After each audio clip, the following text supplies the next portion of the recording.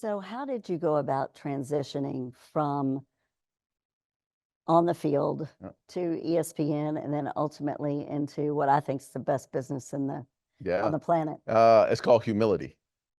It's called humility, and I get that from my mother. But in my entire life, there's always been an uphill battle. Nothing's been given to me, and it's always, and I've never really done anything by myself. There's always been someone who gave me a break, someone lifted me up when I was down, someone carried me. I have not, to this day, Kim, I've never done anything by myself.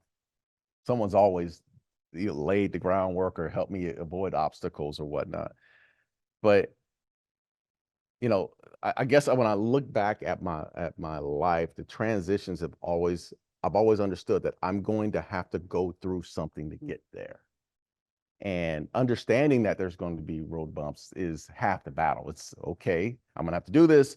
It's gonna be hard. It's not gonna be easy. No one's gonna give it to me. So here we go. And going from Arizona State to Dallas Cowboys to ESPN, to commercial real estate, all those transitions came with a learning lesson that I had to sit back, have humility, start all over again. Hey, you go from the height of being a NFL football player to go on to ESPN and not know nothing about TV, had no journalism background, didn't know what camera to look at.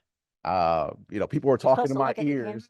Yeah, you're supposed to look at, and there's videos on YouTube. So if you're out there, look at YouTube. But I had no idea who was talking in my ear.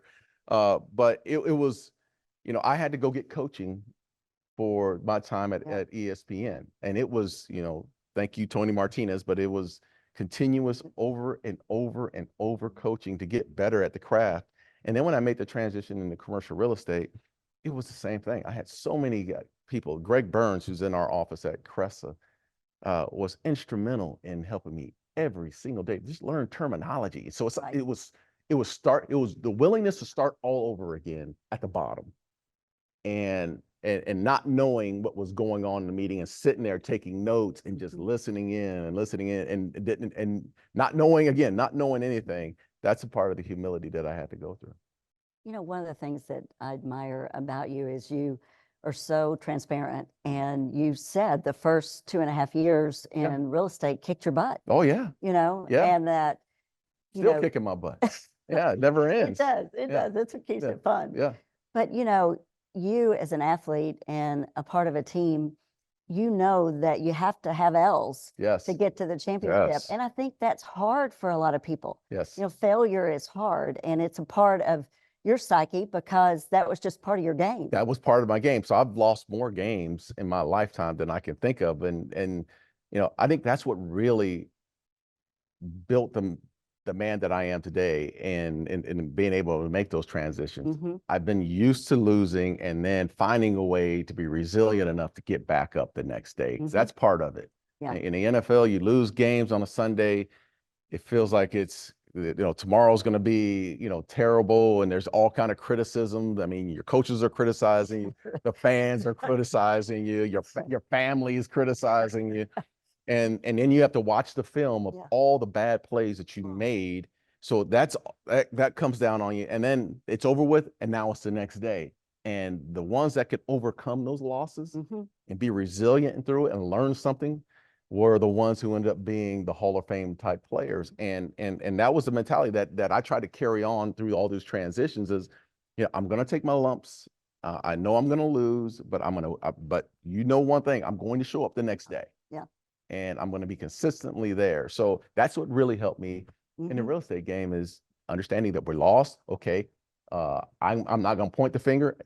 I'm the one that lost this. How do I get better? And as a leader in your firm, how do you help younger people who are getting into the business understand that losing is a part of the game? Yeah, you just have to, I think it's not so much talking, it's showing.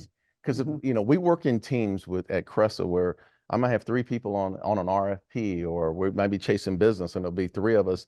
And when we lose, I'm not pointing that finger. I'm telling them, hey, I didn't do enough, or, if I'm the leader, I need to show them why we lost, one. And then secondly, what can we do better? And for me, all I've ever known is work harder, build more relationships, get to know people. get outside your comfort zone. And that's what I'm trying to pour into the our younger, brokers that are coming in. But I have so many great partners, the Sharon Morrisons, the Kara Guesses, the Damian Rivera's, Brad Struck, Jim Hazard. I have so many guys so many people within that on the leadership side of it. I'm the guy that knows less than all of them. They've been in the industry for 20 some years. So I'm still learning from them and lifting them up. And I think they just those five do a really good job around the office as far as spreading love and spreading leadership. And building the culture. And building the culture.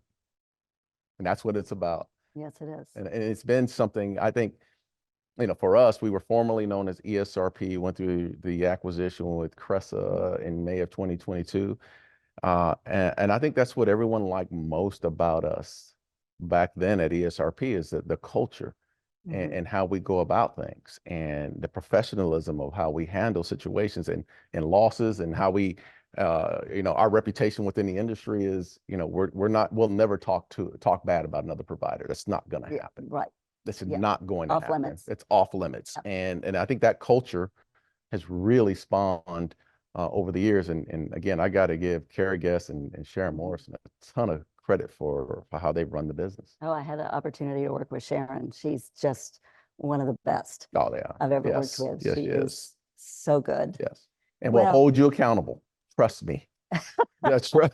We all, there's been, again, when you go through, when there's a company at hand and you have so many different personalities, it's not always going to be kumbaya. You're going to have some tough discussions, but the respect factor is what sits in there that says, okay, we can get through this because there's a mutual respect. So, for me to sit here and say, well, it's always been great. It hasn't always been great. We've had our moments but the respect, because I respect them and they respect, the rest of the team, we've been able to overcome some of those issues. Yeah.